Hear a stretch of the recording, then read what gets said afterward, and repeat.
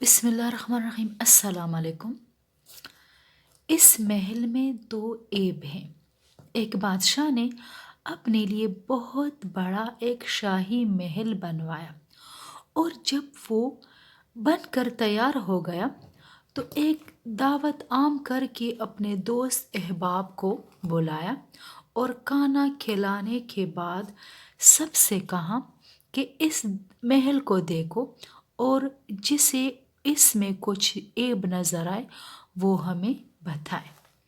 چنانچہ سب نے محل کو دیکھا اور سبھی نے تعریف کی اور بتایا کہ یہ محل ہر لحاظ سے مکمل ہے اور اس میں کوئی نقص و عیب نہیں ہے۔ ان لوگوں میں ایک مرد حق بھی تھا۔ بادشاہ نے جب اس سے پوچھا تو اس نے جواب دیا، اس میں دو بہت بڑے عیب ہیں۔ بادشاہ نے حیران ہو کر پوچھا، وہ کون ہے؟ اس نے بتایا، ایک یہ کہ یہ محل ایک دن برباد ہو جائے گا، دوسرے یہ کہ اس میں رہنے والا ایک دن مر جائے گا۔ بادشاہ نے پوچھا، تو کوئی ایسا محل بھی ہے جو کبھی برباد نہ ہو اور جس کا مکین کبھی نہ مرے؟ فرمایا، ہاں، وہ جنت ہے۔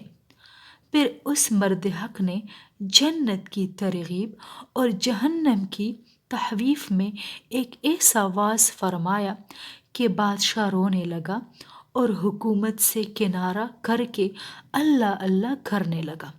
سبق: یہ دنیا ناپائیدار ہے اور آخرت کی نعمتیں ابدی اور لازوال ہے۔